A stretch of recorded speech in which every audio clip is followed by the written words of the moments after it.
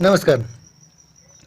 आज के वीडियो में हम वैद्युत द्विध्रुव यानी इलेक्ट्रिक डाइपोल को जब हम बाह्य वैद्युत क्षेत्र में घुमाते हैं तो उसको घुमाने के लिए हमको क्यों वर्क डन करना पड़ता है हम उसको समझते हैं, और जो वर्क डन करना पड़ता है हम उसके लिए वैल्यू भी निकालने का प्रयास करेंगे। ठीक है, तो चलिए शुरू करते हैं। देखिए, हम लोग ने कल के क्लास में किया था कि जब हम एक्सटर्नल इलेक्ट्रिक फील्ड में, मान लिए एक्सटर्नल इलेक्ट्रिक फील्ड है इस तरीके का, जब एक्सटर्नल इलेक्ट्रिक फील्ड में हम इलेक्ट्रिक डाइपोल को रखते हैं जिसका वैद्युत द्विध्रुव आघूर्ण पी वेक्टर इलेक्ट्रिक फील्ड से थीटा कोण बनाता है। ठीक, तो इस इलेक्ट्रिक डाइपोल के ऊपर एक टार्क लगता है, बल आघूर्ण लगता है, और इस टार्क की वैल्यू कितनी आई थी, परिमाण पी साइन थीटा, मैग्नीट्यूड कितना है, tau equals to P sine theta. ठीक है, अब ये टार्क क्या करेगा, ये टार्क इस डाइपोल को, जैसे अगर ऐसे डाइपोल रखा हुआ है, ठीक, तो इस डाइपोल को इधर बल लगेगा, पॉजिटिव चार्ज पर किधर फोर्स लगेगा, हम लोगों ने देखा इस तरफ वैद्युत क्षेत्र की दिशा में, और निगेटिव चार्ज पर किस तरफ बल लगेगा, चार्ज के इलेक्ट्रिक फील्ड के अपोजिट डायरेक्शन में। तो ये इलेक्ट्रिक निगेटिव चार्ज है, ये प्लस चार्ज है, इस पर इधर फोर्स लग रहा है और इस पर इधर फोर्स लग रहा है। इस फोर्स की वजह से क्या होगा, ये डाइपोल ऐसे रोटेट कर जाएगा। देखिए, जैसे मान लीजिए ये रखा हुआ है डाइपोल, इस पर बल इधर लग रहा है और इस पर बल इधर लग रहा है इस तरफ, तो ये क्या होगा, ऐसे घूम जाएगा। ठीक, यानी ये टार्क इसको ऐसे घुमा देगा। तो वैद्युत क्षेत्र का जो बल है, इलेक्ट्रिक फील्ड का जो फोर्स है, वो इसको ऐसे घुमा देगा, यानी ऐसा है तो ऐसा सीधा कर देगा, यानी इलेक्ट्रिक फील्ड की दिशा में कर देगा किसको, इलेक्ट्रिक डाइपोल मूवमेंट को। ठीक है, इस बल के कारण, इस बलाघूर्ण के कारण, टॉर्क के कारण ये घूम सकता है। तो अगर हम चाहते हैं कि ये किसी कोण पर जाए तो अपने आप ये कहाँ रहेगा, अपने आप ये ऐसे रहेगा वैद्युत क्षेत्र की दिशा के अनुदिश, यानी अपने आप रहेगा थीटा 0 कोण पर। 0 डिग्री से थीटा कोण में लाने के लिए हमको क्या करना पड़ा होगा, वर्क डन करना पड़ा होगा। तो मान लेते हैं कि वर्क डन कैसे करेंगे, तो सिंपल सी बात है, माना कि कोण थीटा बराबर 0 से थीटा बराबर थीटा तक लाने में किया गया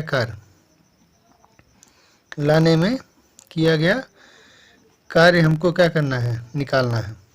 ठीक है, तो कैसे निकालेंगे आप, तो देखिए, मान लो कि किसी समय इसमें कोण है थीटा, तो जिस समय कोण थीटा है उस समय टाउ कितना लग रहा है, tau equals to P sine theta. जिस समय कोण है थीटा डिग्री उस समय टार्क कितना लग रहा है, पी साइन थीटा। ठीक, पी साइन थीटा से वर्क डन करना है हमको कितना, छोटे से कोण के लिए, यानी थीटा स्थिति में यदि डाइपोल को डी थीटा कोण से घुमाया जाए तो वर्क डन, यह किया गया कार्य। ठीक, तो कह सकते हैं the work done in rotating the dipole by a small value of angle d theta is given by d W, और डी डब्ल्यू की वैल्यू क्या होगी, torque into d theta. Torque की वैल्यू है P E sine theta into d theta. ठीक है, torque चाह रहा है कि ऐसे लगाएं और हम चाह रहे हैं कि ऐसे घुमाएं, यानी टॉर्क चाह रहा है कि वो ऐसे घुमाए और हम चाह रहे हैं कि ऐसे है ऐसे घुमाएं, तो हमको क्या करना पड़ेगा, कार्य करना पड़ेगा, और जब कार्य करेंगे तो वो पी साइन थीटा के फॉर्मूले से निकाला जाएगा। टॉर्क यहाँ डी डब छोटा सा कोण बनाने के लिए हमको डी थीटा कोण इतना कार्य करना पड़ा, P sine theta D theta, तो टोटल कार्य कितना करना पड़ेगा, यानी कुल कार्य इंटीग्रेट कर दीजिए डी डब्ल्यू को, कहाँ से, 0 से थीटा कोण के लिए, यानी 0 से थीटा कोण तक इंटीग्रेशन किसका, P sine theta with respect to d theta. अब इंटीग्रेशन में बहुत सारे लोगों को दिक्कत होती है, इसके लिए हम एक अलग वीडियो बनाएंगे, लेकिन डेरिवेशन के पॉइंट ऑफ व्यू से देखिए तो पी डाइपोल मोमेंट है, यानी वैद्युत द्विध्रुव आघूर्ण, और ई वैद्युत क्षेत्र की तीव्रता है। पी और ई दोनों क्या है, एक नियत वैल्यू है, कांस्टेंट है, तो जब दोनों कांस्टेंट है तो इसको बाहर ले लेंगे, तो P और E कॉमन ले लिए, 0 से थीटा तक इंटीग्रेशन कर दिए किसका, साइन थीटा डी थीटा का। ठीक है, उस स्थिति में पी और साइन थीटा की वैल्यू कितनी हो गई इंटीग्रेशन के, तो माइनस कॉस थीटा, 0 से लेकर के थीटा तक। ठीक है, अगर आपको पता है कि माइनस साइन का यूज कर लें तो ये लिमिट क्या हो जाएगी, इंटरचेंज हो जाएगी। तो P E cos theta limit का इंटरचेंज क्या हो गया, थीटा से हो गया 0 तक।